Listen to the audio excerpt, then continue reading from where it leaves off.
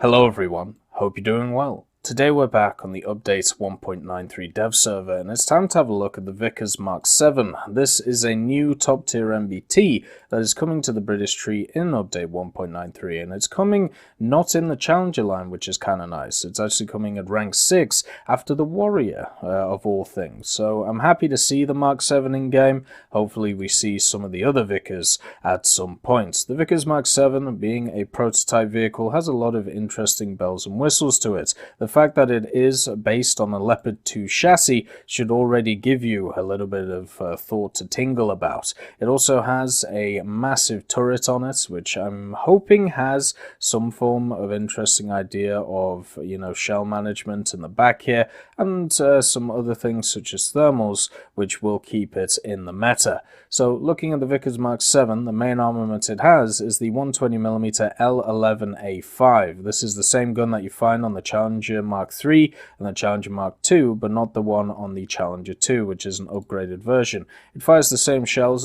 as the Challengers, the shot L23 being the standard shell that you have, then upgrading to the L23A1, which is a rank 4 modification, and then of course the hash, which you also get standard. So the only shell upgrade that you're getting is the APFSDS L23A1. You're also unlocking a smoke grenade, a smoke shell at rank 3. So the L23A1 has 396, 343, 229 worth of pen respectively. It also has a laser rangefinder, which backs up its wonderful optics on top of some smoke grenades, which it has 10 of, and thermals. So this machine getting thermals, joining the big boys in the fact that it's able to get thermals, is incredibly good for it. The other stuff as well is everything looks pretty standard from a general modification point of view. Nothing to really write home about. Not a ton of shell variety, but that just means that it should be easier to research the specific things that you want instead of having to research a specific amount of modifications instead. The gun depression on the gun is 10 degrees, so very much the standard that we see from a lot of top tier MBTs, and it's nice that it is. The 26.3 degrees worth of gun rotation and turret rotation is also nice, but it pales in comparison to some vehicles such as the 34 degrees per second that you find on the M1A2. So 26.3 is good enough though, and a reload rate which is the same as pretty much every other top tier MBT.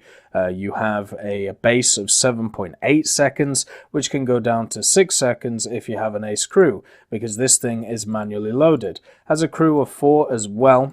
You have the driver in the front, which is sat next to a massive ammunition bin. Then in the turret you have a 3-man crew, 2 on the left side as the gunner and the commander, and the loader. So if you want to one-shot this thing through killing the crew, you basically shoot this driver in the head, it pings through to the gunner, annihilates him, and then shoots the commander. So because the driver and the gunner are in a row, it should be really easy just to knock this tank out in one hit, or, just shoot here and knock out its ammunition, which is not just stored here, but here. You also have a bit at the back, because it is 2-piece, as you can see, and then of course the engine in the back as well. The engine that powers the Vickers Mk is the MTU-MB 838CA M500.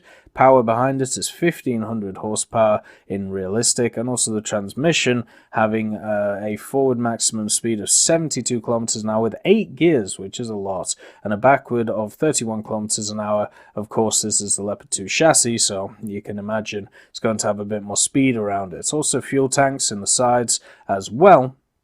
Now let's have a look at the armor. Oh, also the first, the interesting thing is that there isn't, at least right now, labeled a first stage ammo storage, but I'm guessing this would be right here. So, if you don't want to completely fulfill the vehicle full of ammunition, you'll be able to. It does carry 50 rounds, which is obviously way too much.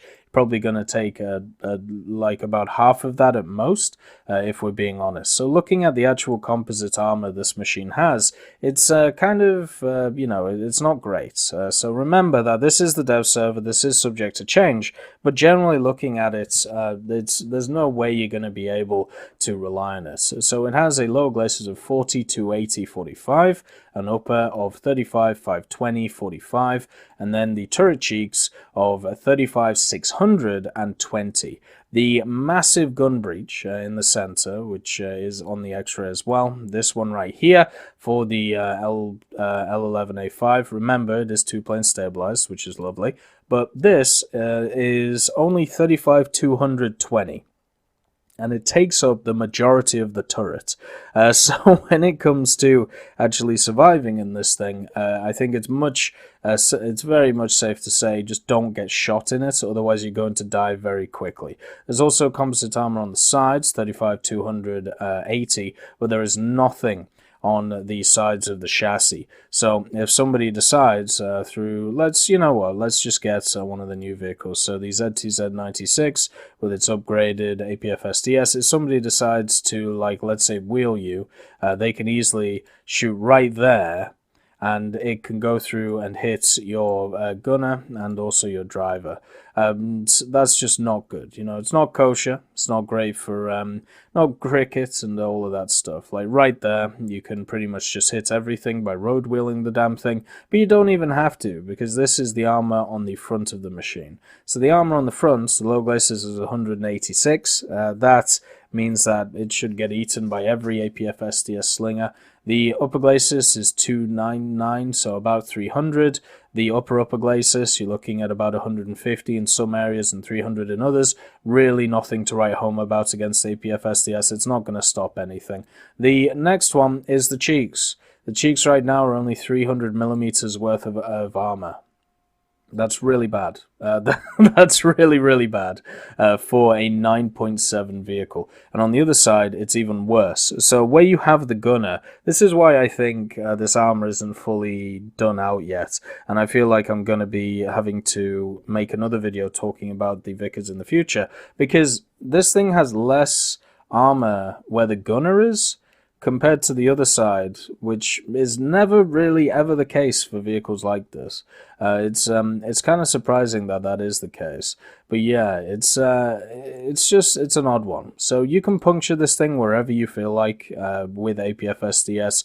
This won't even struggle against. I think it'll only struggle against the the 8.0 Chinese APFSDS. I don't think it'll struggle against even the 8.7 APFSDS. And also you have that wonderful optical area, which is right here, which is only 51 millimeters. So that's, you're going to be able to HE and just batter it over and over and over again, and eventually you're going to kill the gunner and everyone else. Looking at the heat FS levels, so we'll use, actually, let's just see if the HE would go through. Yep, the HE would go through right here. It would just smash it, like right there, bang, kill the gunner. God, that must suck. Would it go through there? No. So it somehow kills the driver, though. So yeah, HE should be effective against this machine. But looking at the heat penetration values, 265 on the low glacis. Upper glacis is 570, so it will do good against chemical rounds, at least on the upper glacis. The upper glacis, though, it is once again struggling. It will bounce up and into the turret. And then the turret itself, 567, at least on the cheeks. You know, you've obviously got this area here, which they've got to add more armor to that. There's no way it's that thin. And then the lower cheek area, 446, but it's got this turret ring, and the turret ring is only about 150, so you can easily squeeze through shots to annihilate this machine. 279 on the breech. So against chemical, it isn't even good enough against chemical. It gives you a little bit more protection against chemical, but really just not enough. So yeah, this thing is not going to survive long if you get shot at. It's much better to use your mobility to get out of the fight instead of sat there, you're just getting hit by everything. The other thing as well is, of course, the customization options of it. It has the standard British camouflages, so the basic desert, the Sicilian camouflage, which in my opinion is the best. Then the tricolor disrupted pattern, just to try and throw off the enemy when it comes to it. North African. Another thing as well is the silhouette of this vehicle is huge.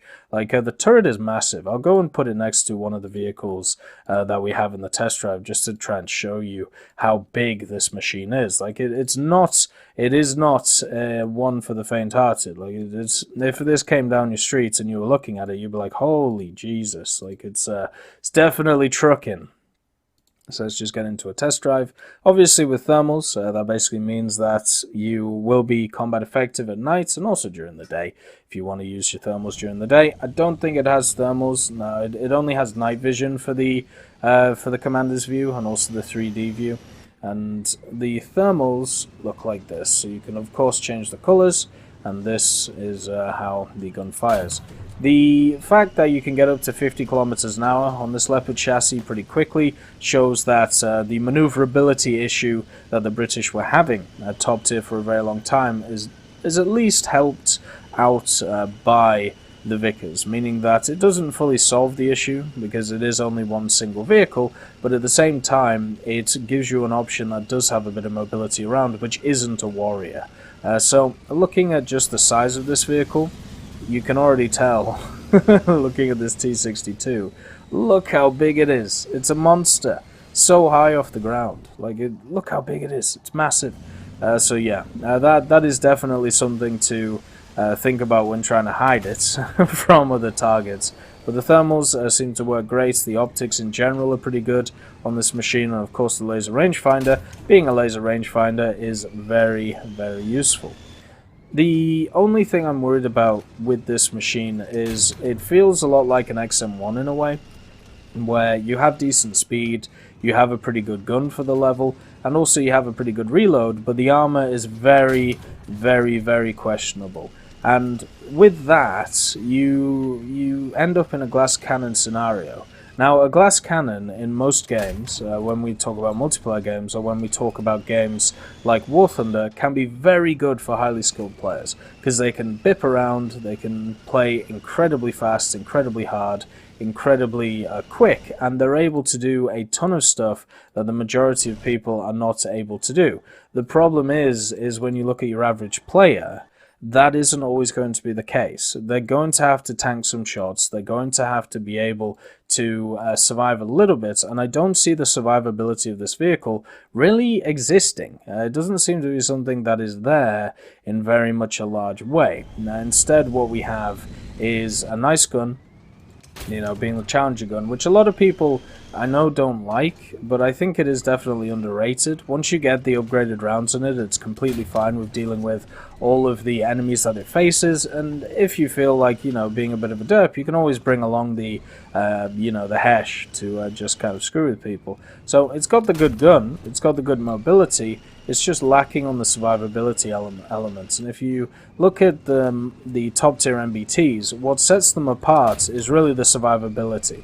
Like all of the top tier MBTs, at least now comparing them to the Vickers, they all have speed, they all have good turret rotation, they all have good reloads, they all have pretty good penetrating machines, penetrating rounds. But the fact is, some of them have survivability and some do not, because of how the crew is placed or because of other factors. And I've got a feeling that for me, when I look at this machine, it's going to be one of those which falls into the latter, where it just doesn't have, you know, it doesn't have that survivability. So as long as you shoot first, you'll be fine. The question is, can you shoot first? And with thermals, that obviously gives you an advantage over a lot of machines that you face. With good, you know, muzzle velocity APFSDS, that also helps. Also with smoke, to be able to reposition, you do have 2 sets of it if you, you know, just tap it instead of whacking it down. And with artillery and also smoke shells, you can reposition with that. So overall, you know, there is options for this machine. Hopefully in the future, as I said, we get more of the Vickers. The Vickers Mk 4 would be lovely to see, and also some of the other Vickers variants, maybe even the Indian Vickers, the variants that they did on the Vickers that we already have in the game, would be really, really lovely to see. I'm happy that the Vickers Mk 7 is here. It massively bolsters the high tier of Britain. The only question is, will it be able to survive when the going gets tough with the 10.3s. I hope you all have a wonderful day, and I'll see you next time. I'd just like to thank Ambrosius McClellan, B. Young, Blackie, Daniel Stanton, J. Wilt, John Ryman, Joseph Anders, Martinez, Moxie, Super Cacti, Uyans Terry, Elove Goat, and Seductive Trashcan for supporting the channel.